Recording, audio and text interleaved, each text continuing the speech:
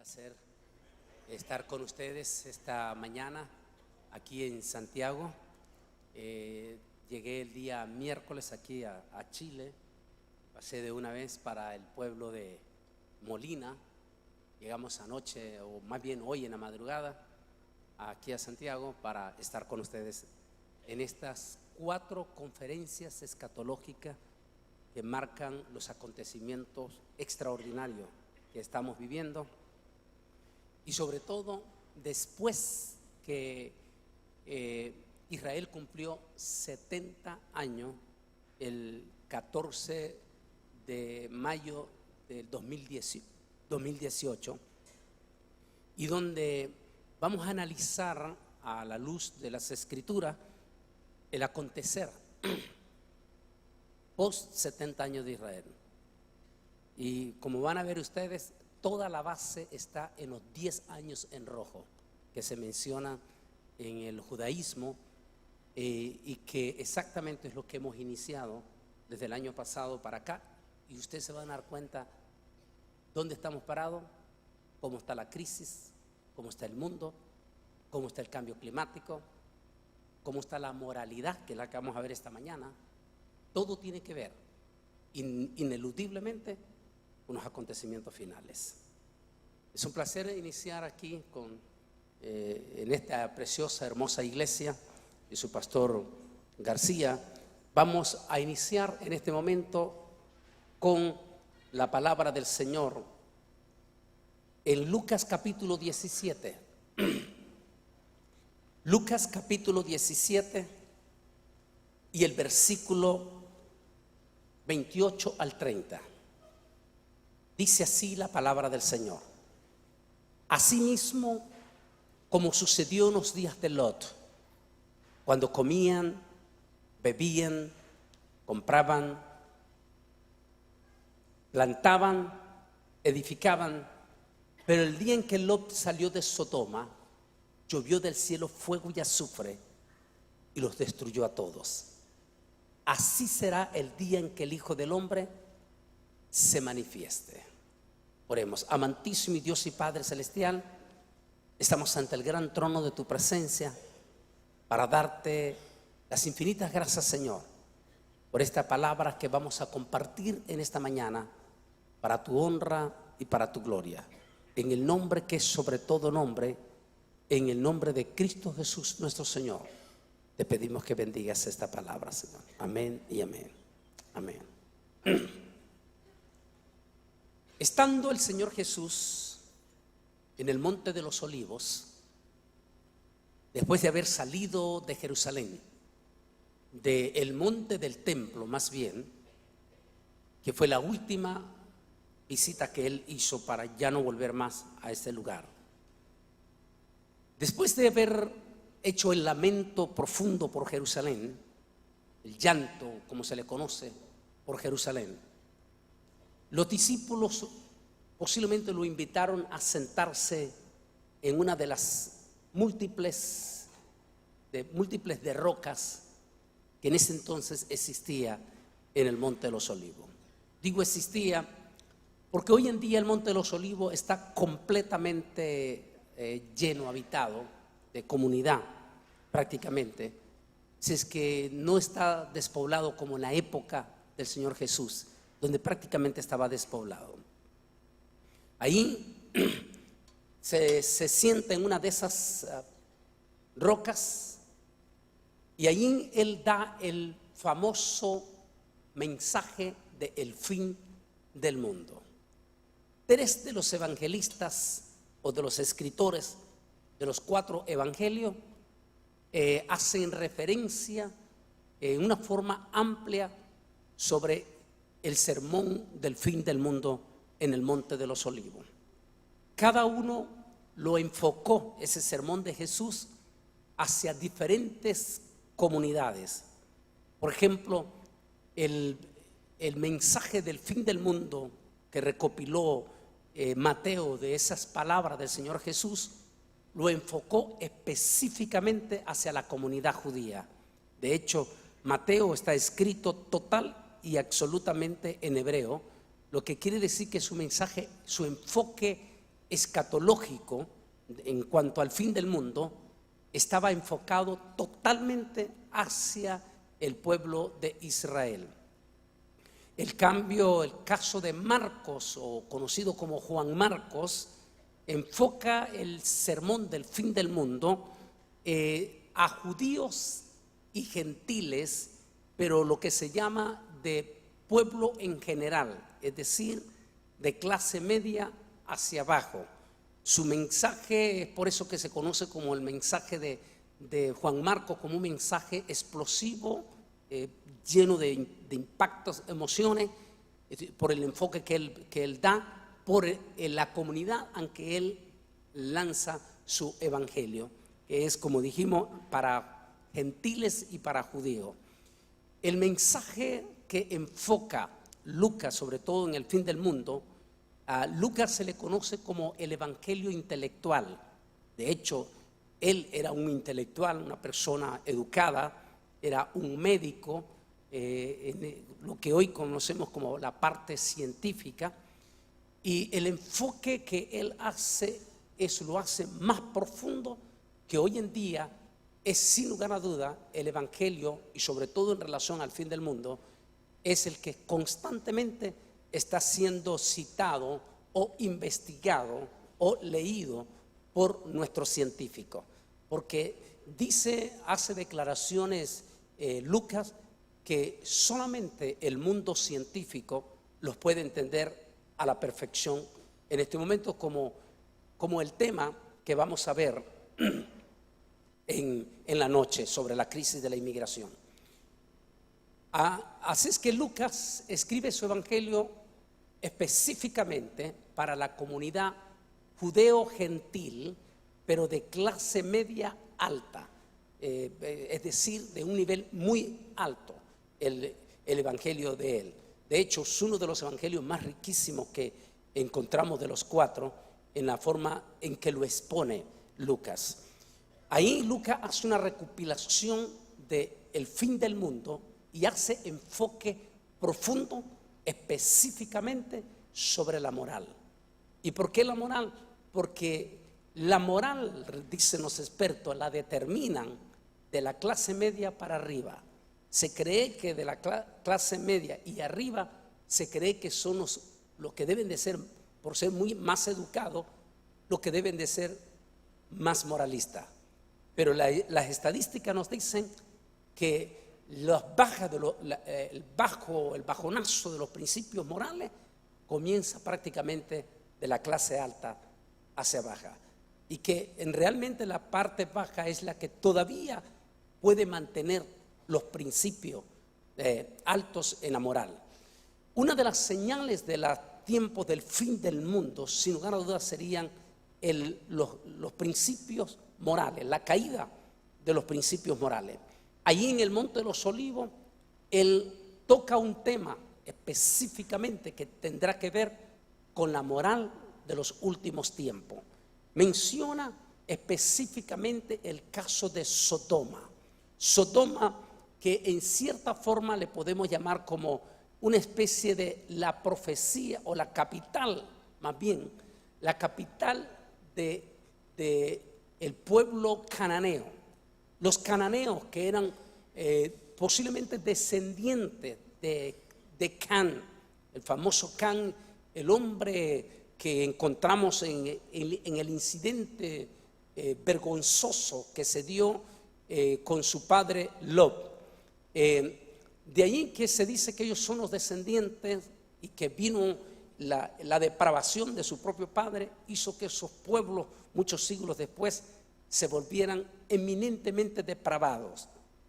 Una de los, aparte de ser eminentemente idólatras, llegaron a tener un principio moral tan eminentemente bajo que no solamente llegaron a legalizar la práctica del sexo en la forma más prohibida ante la naturaleza de Dios, sino que también se volvió una sociedad completamente violenta, de anarquía profunda, donde esos principios morales no existían.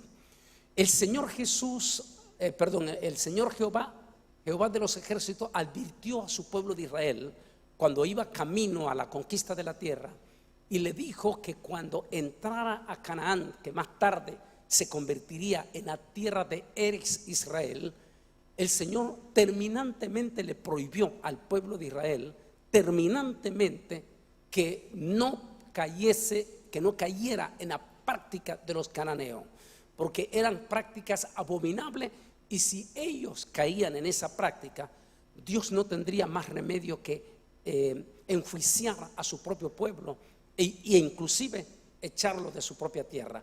Esa fue una advertencia severa que Dios le dio a su pueblo de Israel para evitar que el pueblo judío cayera en esas prácticas abominables de los cananeos.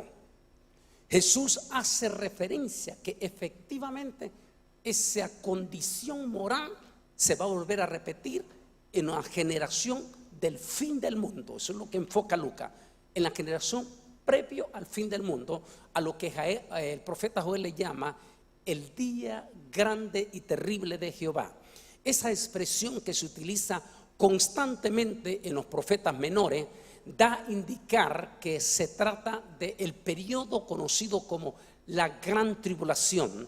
Debe de entenderse que cuando se habla de la gran tribulación se está hablando del periodo de la semana 70 de Daniel. No hay que caer en las confusiones de los elementos que han traído terribles perturbaciones a nuestro pueblo evangélico en las redes sociales, y que va a ser uno de los temas que vamos a tocar posiblemente ya mañana, por la mañana, el tema de las redes sociales, donde nuestro pueblo evangélico, no solamente el mundo, en este momento está pegando gritos ante la invasión de una multitud de elementos que están haciendo daños profundos al mundo secular en cuanto a las redes sociales, sino que nuestra propia iglesia evangélica está siendo víctima, está siendo arrollada completamente por empíricos predicadores de las redes sociales que se presentan como prominentes maestros o como prominentes defensores del evangelio, cuando muchos de ellos ni siquiera son evangélicos. Estos elementos están trayendo profundas confusiones doctrinales en cuanto a las bases principales de la Biblia, y una de ellas es sin lugar a duda en cuanto al tema de la escatología.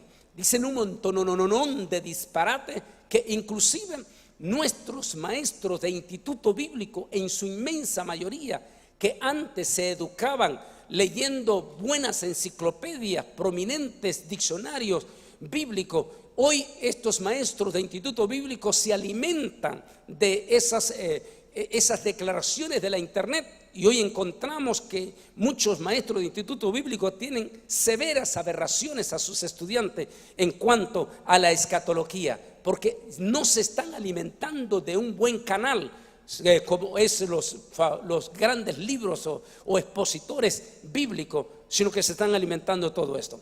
En todo esto hacen confusiones de que la gran tribulación son 3 años y medio, que los primeros 3 años y medio, que los segundos 3 años y medio, y hacen una serie de confusión. ¿Para qué nos vamos a confundir?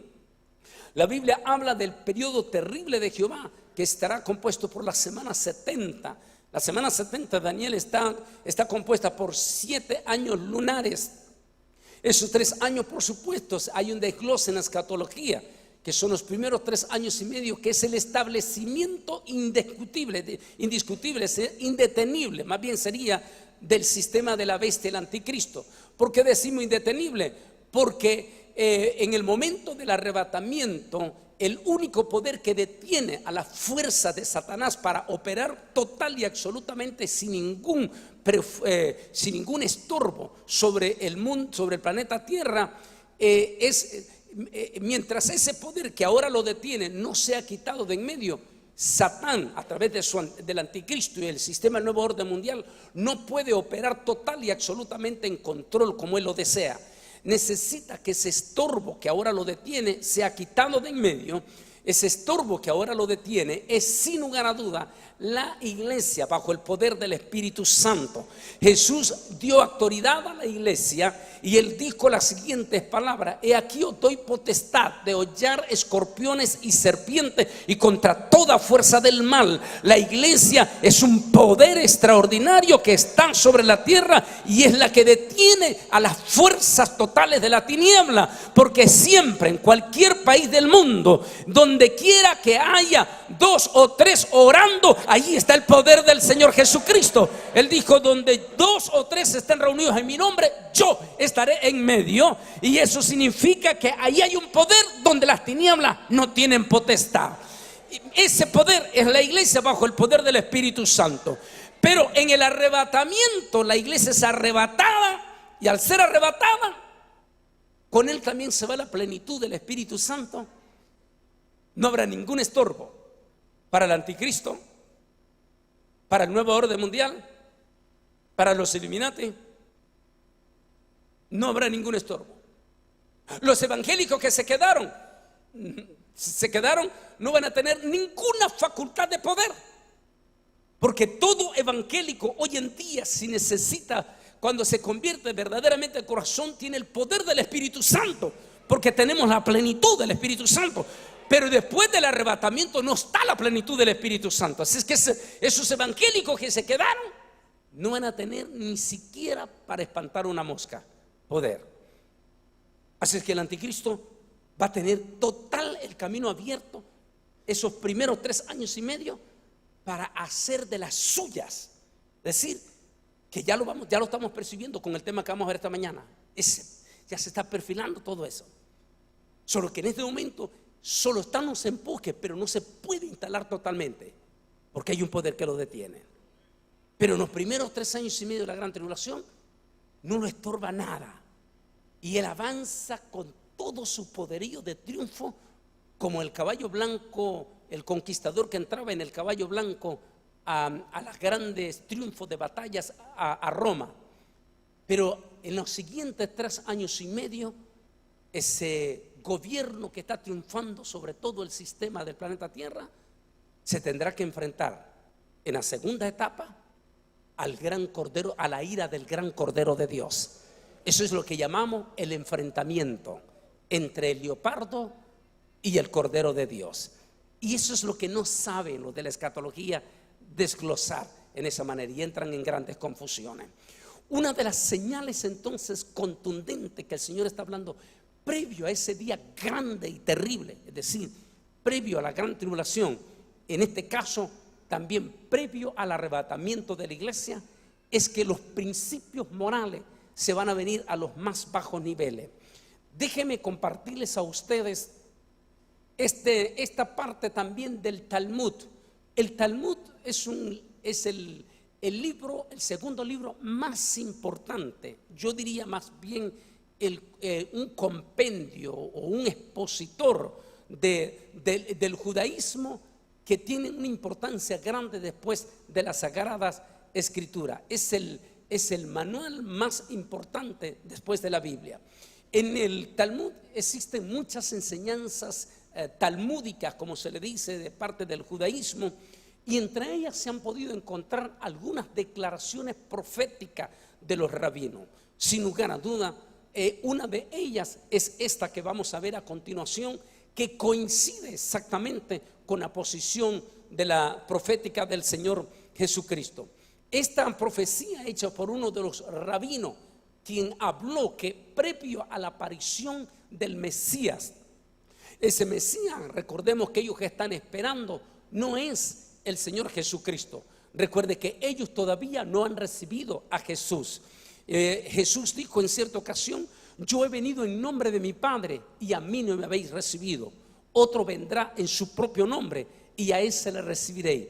Sin embargo, hay ciertos parámetros que coinciden con la profecía de la Biblia. Por ejemplo, y es que ellos sostienen en su profecía que antes que aparezca el Mesías vendrá un periodo de crisis espiritual, de crisis moral sin precedente, que se extenderá en una forma global. Según la profecía que vamos a leer a continuación, esos serán, según ellos, los puntos contundentes que nos darían. El judaísmo se dará cuenta que el Mesías está a punto de aparecer. En ese caso, para nosotros los evangélicos, sería la señal de que el Señor Jesús está a punto de regresar. En ese punto, analicemos esta profecía. La profecía está encontrada en lo que se llama en el Sotá 9:15 del libro Sanedrín. Eso es parte de del Talmud, y donde está hablando profecía cumplida antes de la llegada del Mesías. Con el advenimiento del Mesías, dice aquí, la insolencia, es decir, la jubá, va a crecer. Está hablando que exactamente esa moralidad, esos principios altos de los seres humanos va a entrar en una decadencia sin precedencia. Si nosotros, los adultos que estamos aquí, hacemos un análisis de unos 40 años, tal vez un poco más, 50 años atrás, nos daremos cuenta que los principios morales hace 50 años atrás eran eminentemente altos, muy elevados, no solamente en las personas seculares, mucho más todavía en los que eran cristianos o evangélicos en aquel entonces. Dice aquí, los precios van a crecer. Aquí la profecía que se desglosa en el hebreo es que va a haber un sistema de globalización mundial donde los grandes consorcios mundiales van a acaparar los mercados y ellos van a controlar los precios de la humanidad. Es decir, que ya no habrá competencia. Usted tendrá que pagar, les guste o no les guste, los caprichos de ellos. Eso realmente hoy en día es una auténtica, absoluta realidad, y lo podemos ver sencillamente a través de las compañías de las líneas aéreas, donde en estos momentos en las compañías de la línea aérea nosotros tenemos que pagar los caprichos de las líneas aéreas, porque todas las líneas aéreas están globalizadas a nivel mundial y sencillamente ellos ponen los precios y nos suben, y no hay ninguna forma de que nosotros podamos solucionar, porque ellos tienen total y absoluto control. Nos cobran los precios por la maleta, ahora nos cobran hasta la comida en los aviones, y hacen lo que les da la gana, todo lo que les da la gana, suben lo que les da la gana. No hay nadie que los pueda regular, porque todos están globalizados. Esa profecía de los precios, eso es para darle un ejemplo. De ahí viene todo el sistema mundial comercial en este momento, que prácticamente ya está globalizado. Los grandes consorcios se han vuelto mucho más poderosamente ricos y los pobres siguen siendo más pobres. Uno puede ver todas esas enormes incoherencias de lo que estamos viviendo en países como ustedes. Aquí en Chile, gracias a Dios, están viviendo en cierta forma un poquito de prosperidad comparado a su vecino Argentina, y peor todavía si se trata el caso catastrófico, triste y lamentable de Venezuela. Y esas son las enormes disparidades que se están dando de acuerdo a lo que decía en esta profecía rabínica. Dice, van a crecer y los gobiernos se volverán herejes, nadie los comprenderá. Eso exactamente lo estamos viendo, una decadencia en cuanto a la política. Tenemos un sistema de política deplorable completamente. Creíamos que después de los gobiernos de tiranía de las décadas de los 50, en que estuvo sumergido todo el continente americano, desde México, Centroamérica, Suramérica, creíamos que habíamos avanzado, que nos habíamos vuelto más intelectuales, más inteligentes, y que ahora tenemos un sistema político democrático mucho más elevado, y creíamos entonces que nuestros gobernantes iban a ser gente, por ser más intelectuales, más preparados, gente más educada. Pero lo que estamos teniendo es un retroceso en la política. Es horrible lo que estamos viendo en nuestro liderazgo político.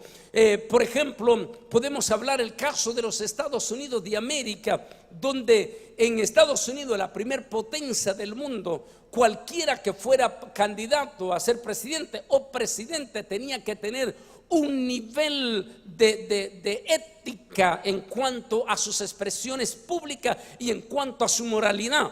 Recordamos todavía hace unos tal vez un poco menos de 18 años hacia atrás, recordamos al presidente, en aquel entonces, presidente Bill Clinton, que había sido enormemente cuestionado y hasta a punto de destituirlo de la presidencia porque se había metido en un problema moral con una joven llamada Mónica Lewinsky y lo acusaban directamente de inmoralidad por aquella experiencia y casi pierde su presidencia. Sin embargo, 19 años después tenemos un presidente que está terriblemente cuestionado de múltiples de cosas feas en cuanto a relación moralidad. Un presidente que dice expresiones feas de su boca, fuertísima, y es el líder número 1 del planeta Tierra. Tenemos en estos momentos el caso de Venezuela, un gobernante espantoso, la forma de expresión vulgar, terrible, y es el presidente de los venezolanos. Tenemos el caso de, sin lugar a duda, el más fuerte de todo ello. Después regreso aquí a la profecía. Vamos a regresar aquí. Sin lugar a duda, el más fuerte de ellos ha sido estos dos personajes que se supone que son súper intelectuales. El rey Felipe de Borbón, un hombre supuestamente extremadamente educado, habla 10 lenguas, 10 idiomas, una preparación académica impresionante y extraordinaria. ¿Cómo es posible que cuando se convirtió en rey en el 2014 se negó rotundamente y profundamente a juramentar sobre la Biblia? De hecho, no entró al lugar donde iba a ser juramentado como rey sin que sacaran la Biblia. Él dijo: mientras esté ese libro, no quiero entrar. Y mandó y sacaron la Biblia porque él se negó rotundamente a juramentar sobre la Biblia. El segundo, el que está a la par de él, es el nuevo presidente de España, quien fue reelegido hace poco como presidente de España. Este presidente Sánchez se negó en junio del año pasado rotundamente a juramentar sobre la Biblia, alegando que no podía juramentar sobre un libro en cuyo Dios él no cree. La profecía rabínica, que coincide con la palabra de Jesús, decía las siguientes palabras, dice: y los gobernantes se volverán herejes. Impresionante. En este momento lo que vemos es una política sucia, horrible, espantosa, vocablos espantosos, sucio, y esos son nuestros gobernantes. Impresionante esa profecía. Sigue la profecía hablando de esto. Dice: y nadie los reprenderá. ¿Por qué? Porque ¿quién se atreve a reprender a Donald Trump? Es el number 1 del mundo, el número 1 del planeta Tierra. ¿Quién se atreve a reprender a Felipe de Borbón? Es el último rey del Imperio Romano, el último rey de los españoles, un elemento supuestamente supereducado, pero que abiertamente se niega a reconocer la Biblia, al Dios de la Biblia. ¿Quién reprende al presidente Sánchez de España? Un joven supuestamente superintelectual, y quien públicamente dijo que él no podía juramentar sobre un libro en cuyo Dios él no cree.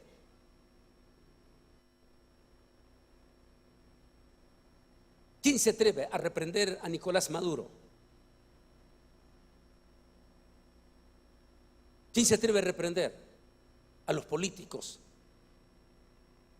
profundamente cuestionados?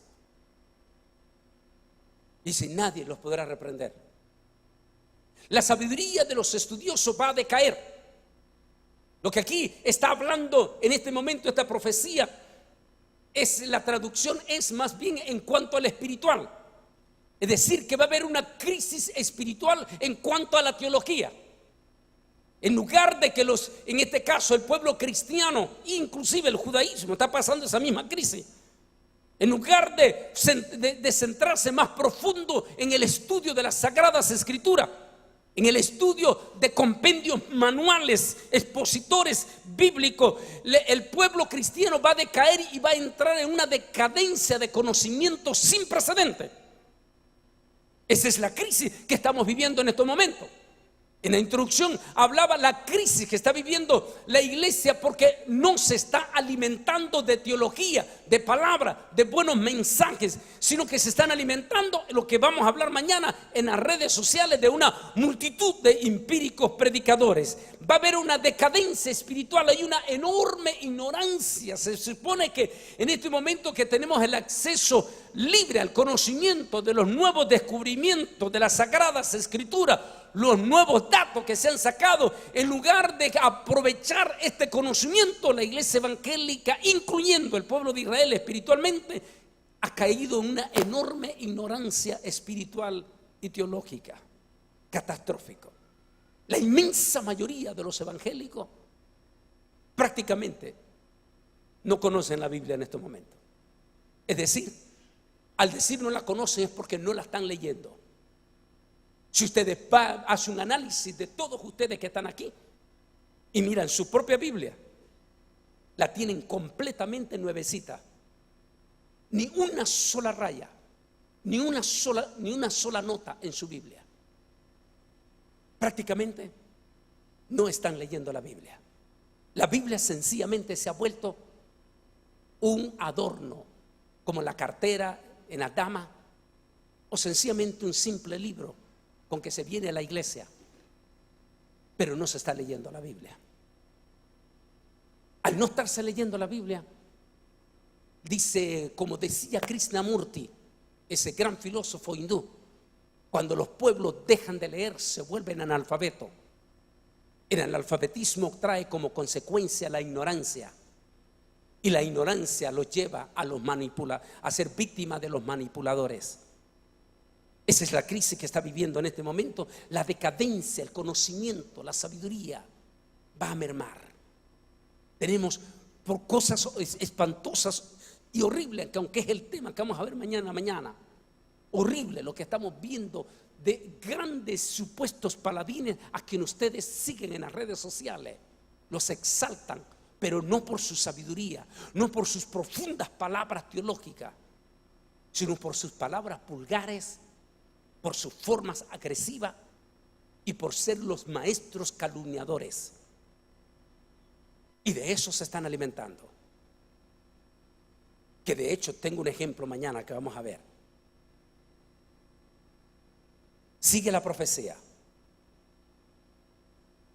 Quien tema al pecado será despreciado, y la verdad no se encontrará en el sistema más joven. Ese es exactamente lo que estamos viendo. Ya vamos a entrar en la decadencia moral que estamos viviendo sin precedentes. Nadie se atreve, porque en este momento a lo malo se le está llamando bueno y a lo bueno se le está llamando malo. En Estados Unidos estamos viviendo una crisis sin precedentes que ya se extendió a México, Centroamérica, y no sé cómo la están viviendo ustedes aquí en Sudamérica. Pero por ejemplo, en estos momentos nuestros niños, no podemos nosotros en Estados Unidos dar la total educación que nosotros queremos, porque el gobierno está tomando control de la educación de nuestros hijos. Y muchos de esos maestros que están interviniendo en la educación de nuestros hijos, de esos maestros están enseñando enseñanzas que van contra nuestros principios que nos heredaron nuestros padres. Es terrible ver en las escuelas públicas de Nueva York, en toditita las escuelas públicas, los grandes murales que hay para los niños, que crea confusión, donde los murales pintando con el arco iris y donde le dicen: nadie tiene que juzgarte. Si te sientes mujercita, puedes ir al baño de las mujeres, y si te sientes, si tú eres una mujer y te sientes hombrecito, puedes ir al baño de los varones. Nadie tiene derecho a juzgarte.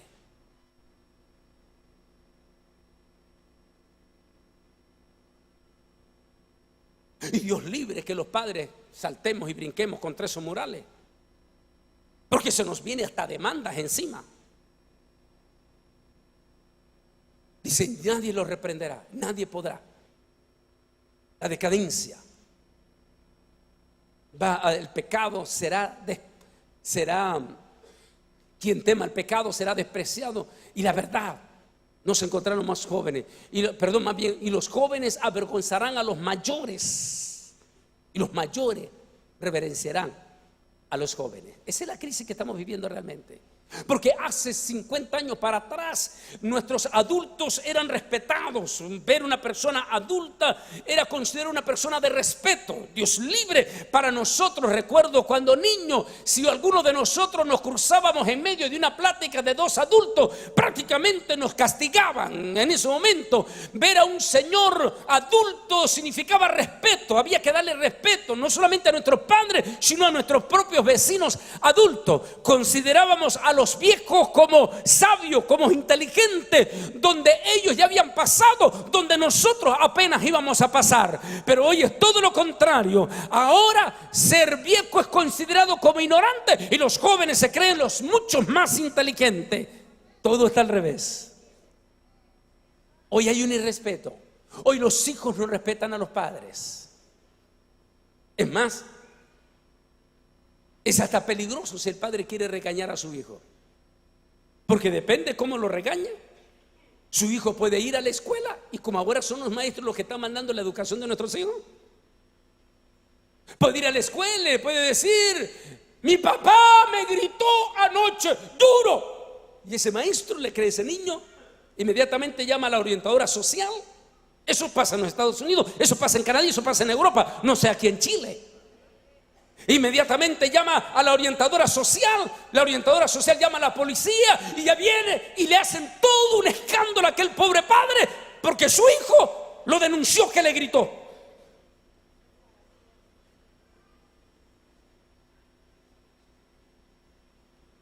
Ese es el mundo que estamos viviendo en este momento.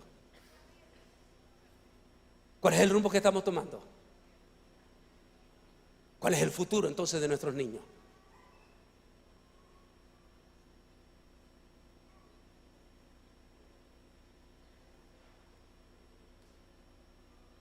Algunos dicen que todo este es el proyecto casi perfecto de los Illuminatis.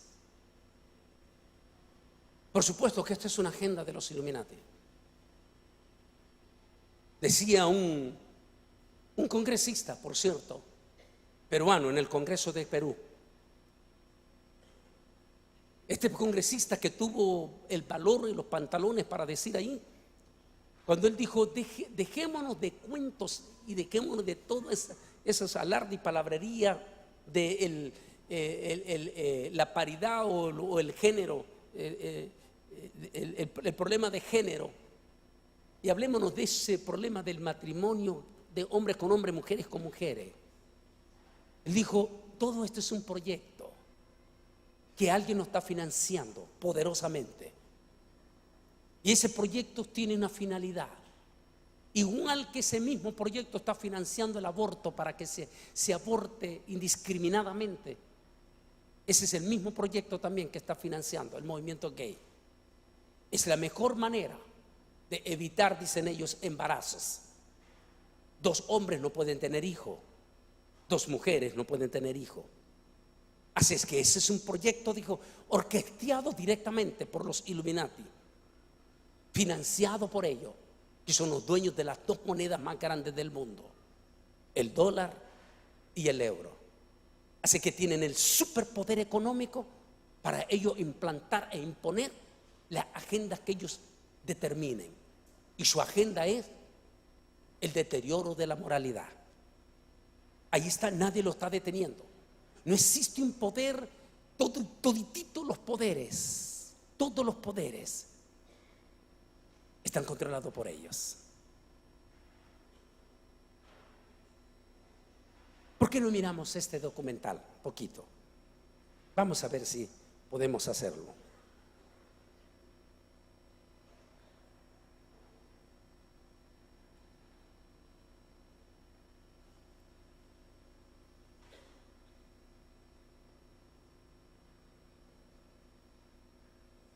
Por favor, prepárame el sonido.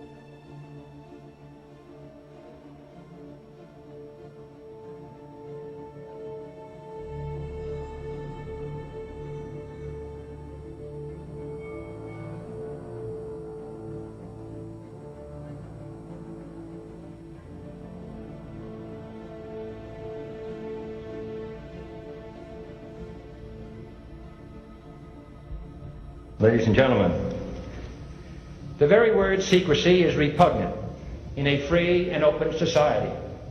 And we are, as a people, inherently and historically opposed to secret societies, to secret oaths, and to secret proceedings.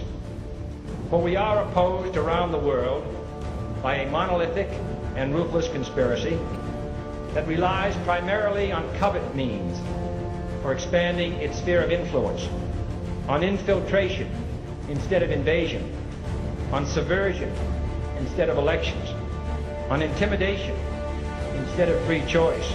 It is a system which has conscripted vast human and material resources into the building of a tightly knit, highly efficient machine that combines military, diplomatic, intelligence, economic, scientific, and political operations.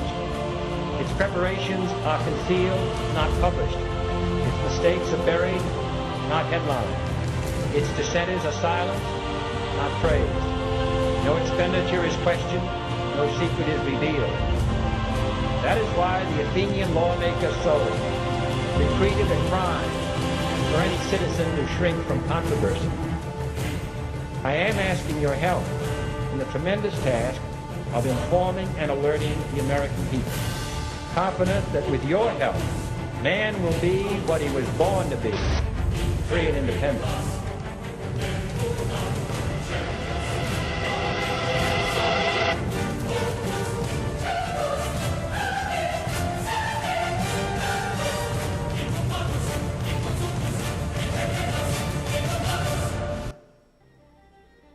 Es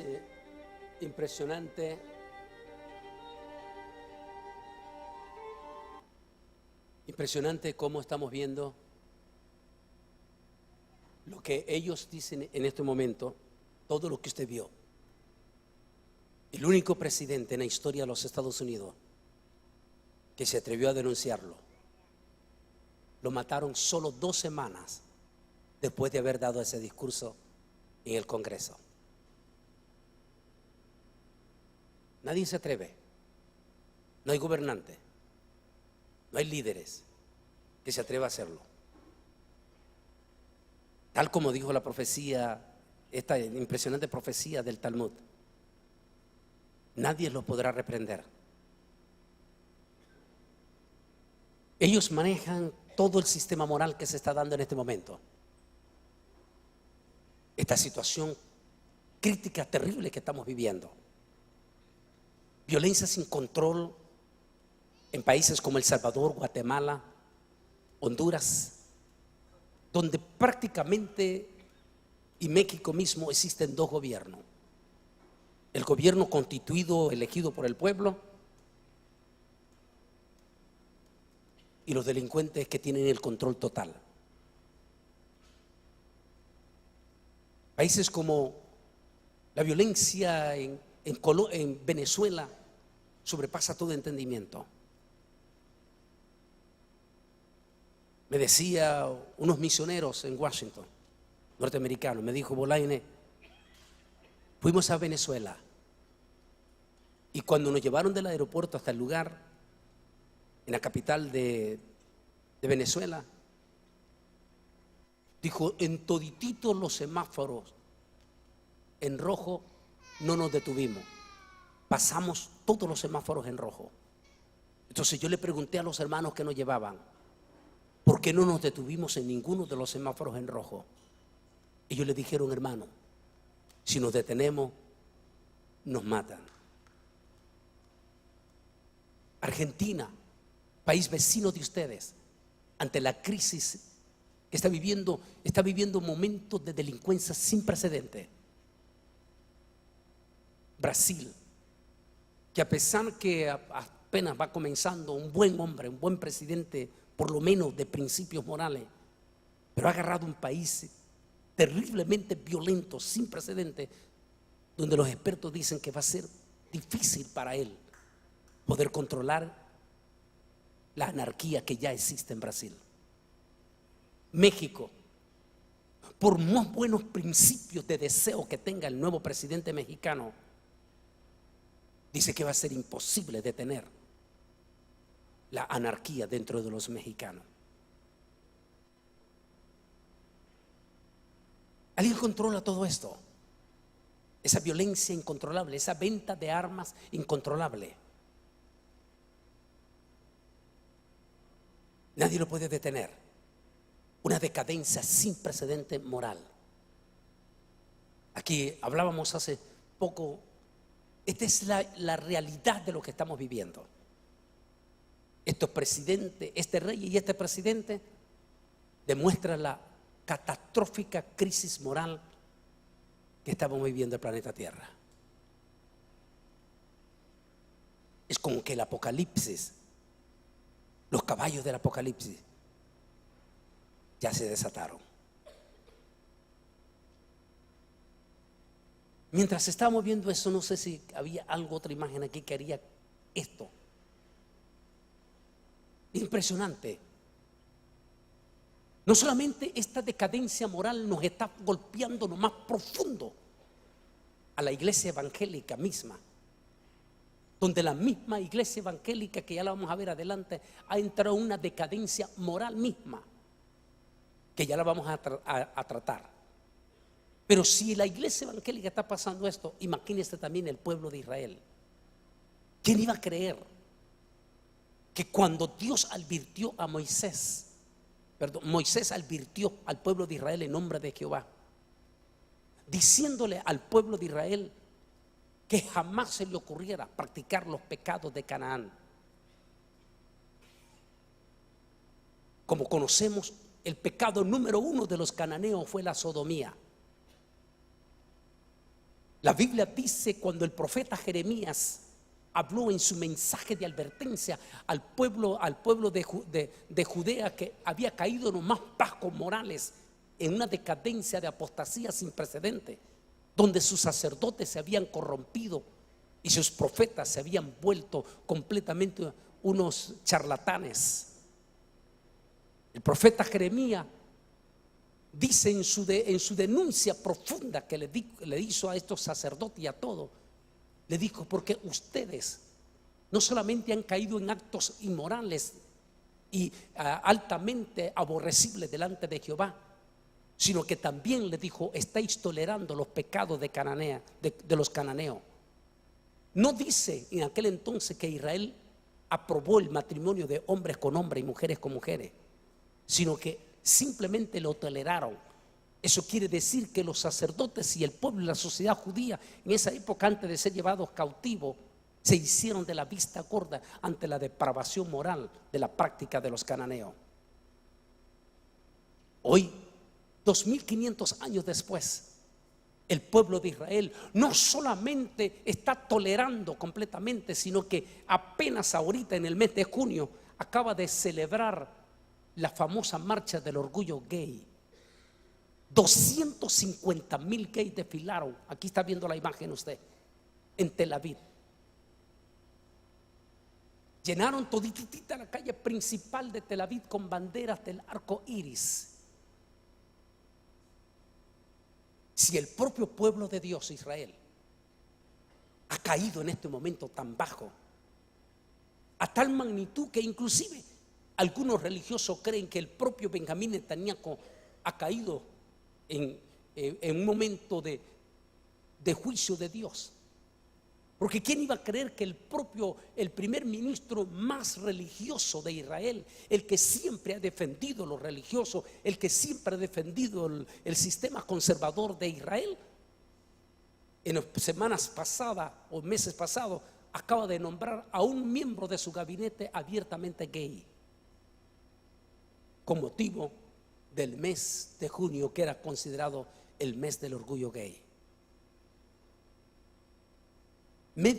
Un cuarto de millón de personas desfilaron en Tel Aviv. Nos unimos nosotros en Estados Unidos, en ese aspecto nos unimos abiertamente al presidente Donald Trump, quien valientemente, él con su secretario de Estado, se opusieron, porque era increíble hasta dónde está llegando esta situación. Que querían que todititas las embajadas de Estados Unidos en todos los países se pusiera la bandera o se pusieran los colores del orgullo gay, el presidente Donald Trump dijo: no lo vamos a permitir, nuestras embajadas no es para eso, porque si se van a poner la de ellos, entonces hay que poner también la de los cristianos, porque eso es lo de ellos. ¿Por qué no podemos ondear también la bandera nosotros los cristianos? ¿Por qué si ponen en las escuelas de los Estados Unidos murales hablando del género, por qué no nos permiten también poner murales cristianos? Eso nos prohíben. ¿Por qué si a ellos les permiten poner sus banderas, por qué en nuestras escuelas en Estados Unidos nos prohíben llevar la Biblia? Es decir, todo está al revés. Esta es la crisis que está viviendo de la decadencia moral en estos momentos. Nuestra iglesia, igual que el pueblo de Israel, ha sido arrastrada en todo esto. Efectivamente, aparte de iglesias como esta que estamos aquí, el pastor mantiene no solamente una alabanza especial, sagrada, de músicos dedicados, como hemos visto a todo el equipo que tenemos aquí, en una forma respetuosa para exaltar y glorificar el nombre de Dios, que así debe de ser. En este momento, nuestro pueblo evangélico desde los Estados Unidos, toda Latinoamérica y Europa ha caído en una decadencia moral sin precedente, donde los servicios de culto ya no parecen servicios de adoración a Jehová, sino meros espectáculos al estilo mundano, y a veces hasta más fuerte que los mundanos. Es vergonzoso ver en estos momentos a los evangélicos en Estados Unidos de origen hispano, como esta iglesia de origen hispano en Miami, donde el hijo del superpastor es el dueño de la discoteca cristiana más grande en Miami, donde todos los jóvenes de su iglesia van todos los sábados a bailar con sus parejas.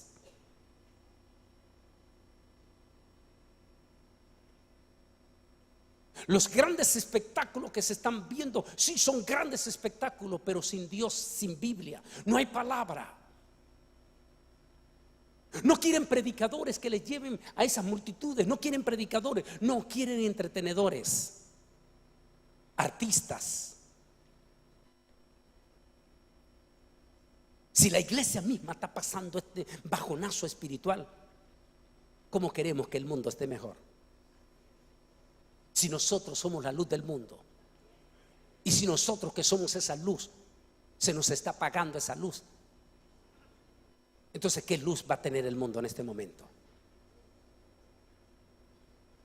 Si los mismos mundanos ya están hartos de los espectáculos mundanales de ellos, de ver a aquellas jovencitas en minifalda bailando y haciendo todo un movimiento exótico, ya están hartos de ellos y vienen a la iglesia y ven lo mismo.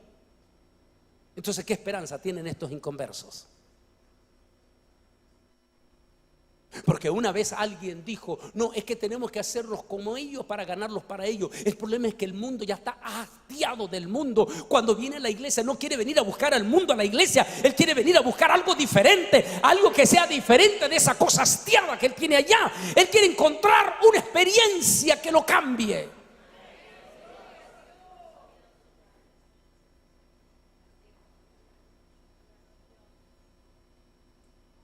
Una vez lo dijo y lo vuelvo a ratificar: Dios va a juzgar al liderazgo evangélico por los pecados abominables que está cometiendo. Por ejemplo, voy a dar un ejemplo que me di cuenta aquí en el sur de Chile. Chile, sin lugar a duda, de alguna manera ustedes están gozando de un privilegio grande, la iglesia evangélica en este país precioso.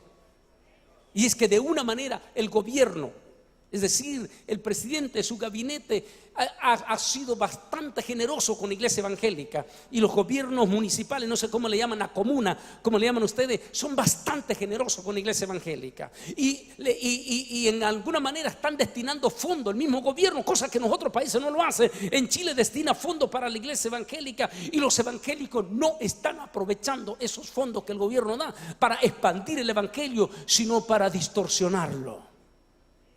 Qué triste es que aprovechando el dinero de las comunas y todos estén trayendo grupos musicales de jóvenes que ni siquiera son evangélicos. Grupos musicales cuyos padres, como uno que es famosísimo de allá de Guatemala, cuyos padres tienen doctrinas que no compartimos nosotros los evangélicos.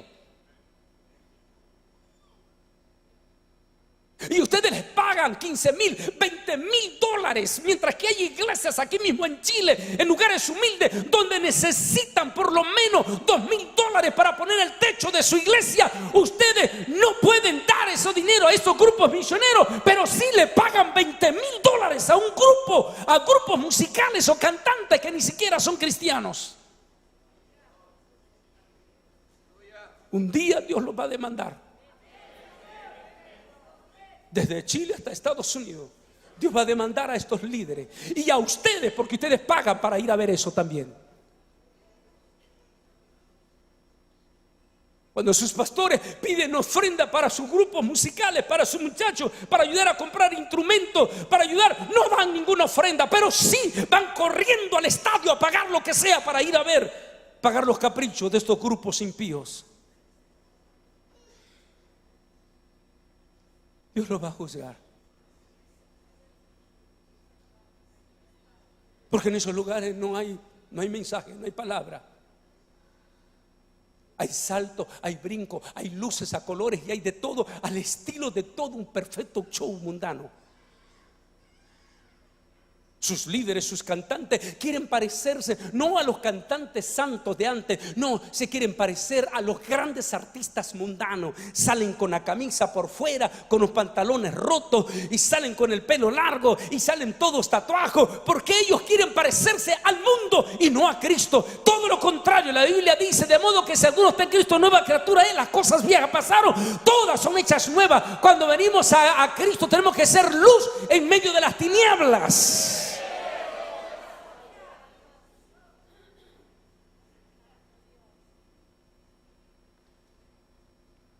Que prediques la palabra, que instes a tiempo y fuera de tiempo, redarguye, reprende, exhorta con toda paciencia y doctrina, porque vendrá tiempo cuando no soportarán la sana doctrina, sino que sean, teniendo comezón de ir, se amontonarán maestros conforme a sus propias concupiscencias, y los apartarán de la verdad y los volverán a las fábulas, a los entretenimientos,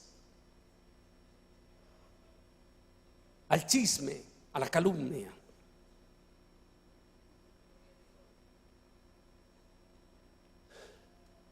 Esta es la sociedad que estamos viviendo en este momento, incluyendo nuestra iglesia evangélica.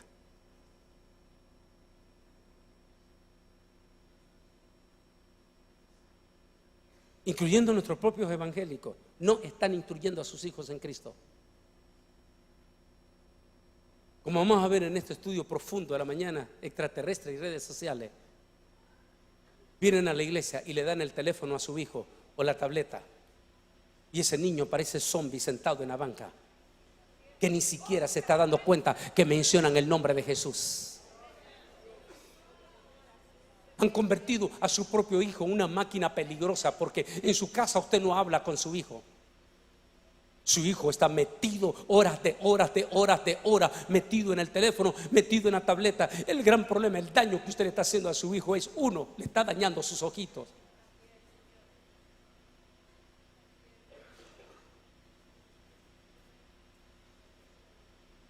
Y estás envenenando la mente de tus niños. La imagen muestra la realidad de una sociedad moral sin precedente, de decadencia moral sin precedente. Por eso sabemos que Cristo viene pronto.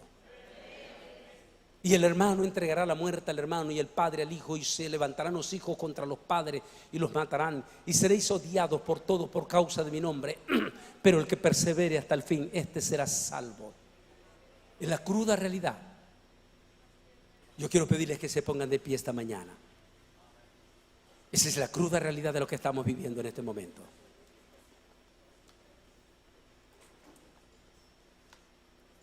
Hemos perdido nuestros valores.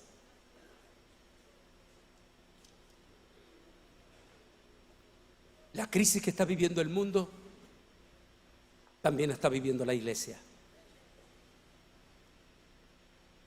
Hoy la inmensa mayoría, tal vez, si hay algo que todavía yo sigo admirando de Chile, Es que tienen un respeto, tanto pentecostales como metodistas, o sea, conservadores y todo, tienen algo que es único de ustedes los chilenos. Todavía tienen un respeto por el Señor. Es impresionante ver, único, porque lo he visto los he visto en los metodistas, los he visto en nuestros pentecostales. Eso que se levantan, se ponen de pie y dicen 3 veces gloria a Dios, y lo hacen con un respeto, se ponen de pie. Mantengan ese respeto al Señor todavía. Mantengan ese honor, hermanos evangélicos chilenos, porque Dios los va a bendecir por eso.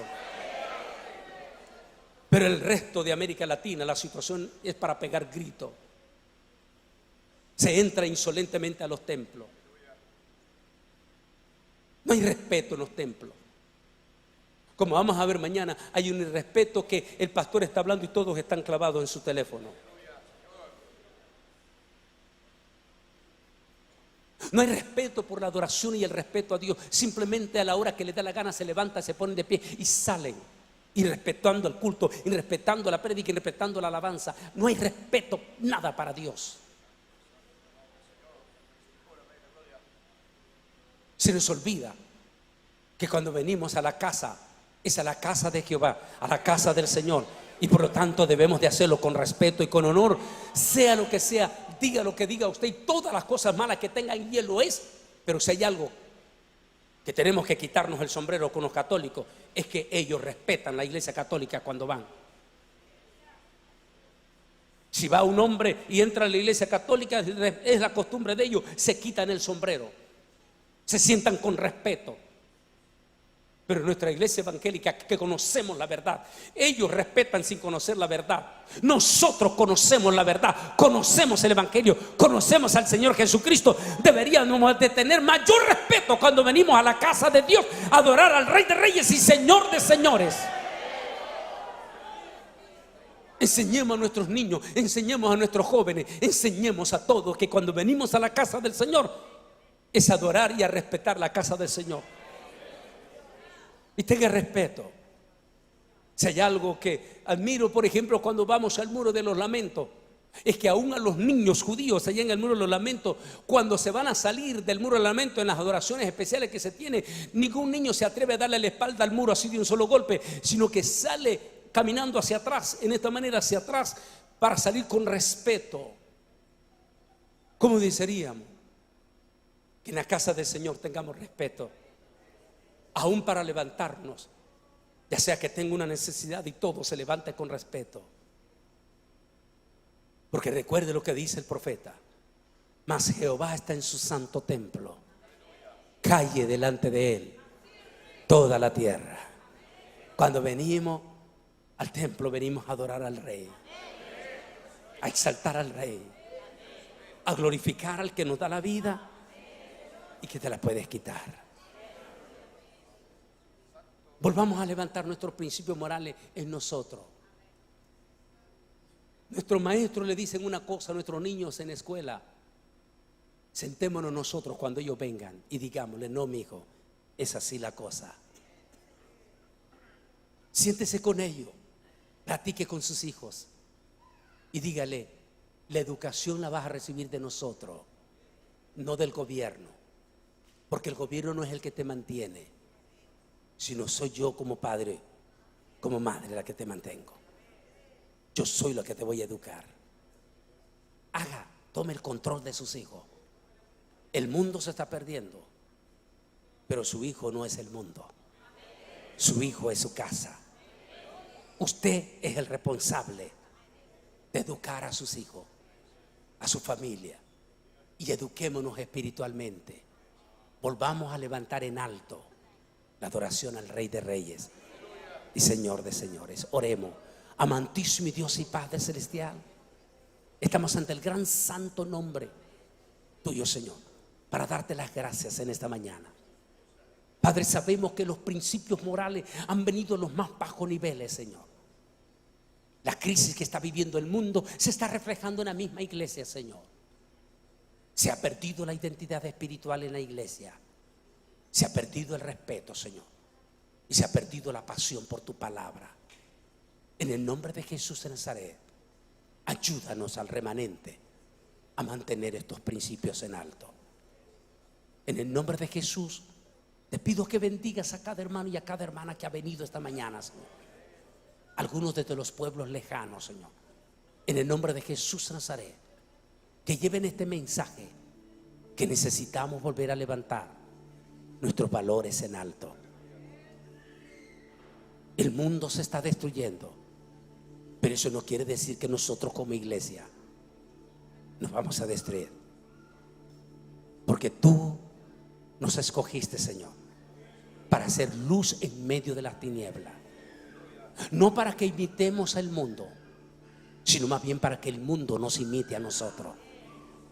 En el nombre de Jesús Nazaret, ayúdanos, Señor, en esta crisis moral como señal de los tiempos finales, Padre. ¿Dónde va a llegar el mundo? Ya sabemos dónde va a llegar.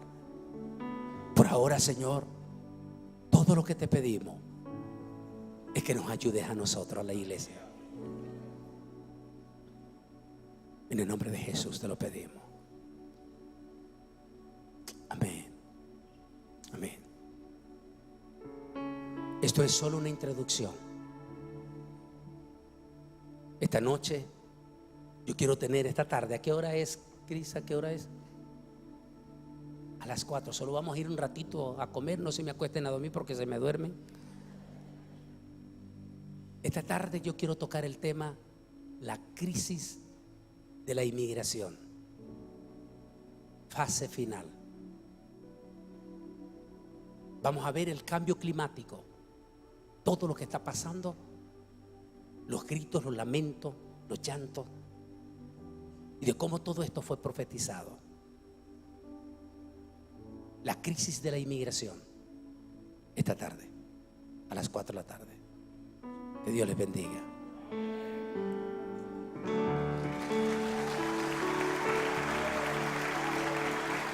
Al estar ante ti, adorando frente al mar de cristal, entre la multitud, en asombro allí me habré de postrar y mi canto uniré a millones proclamándote Rey, y mi voz oirás entre las multitudes cantar.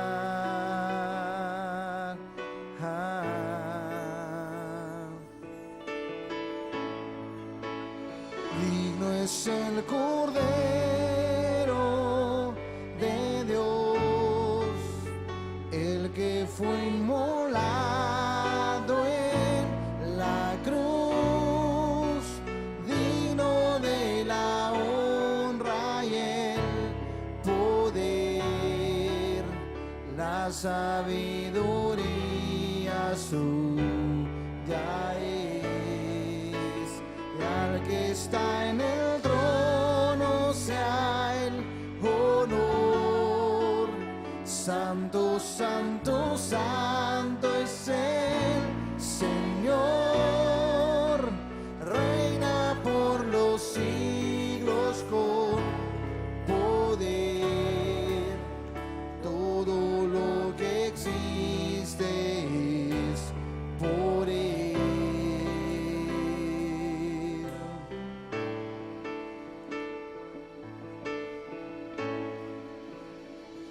Al estar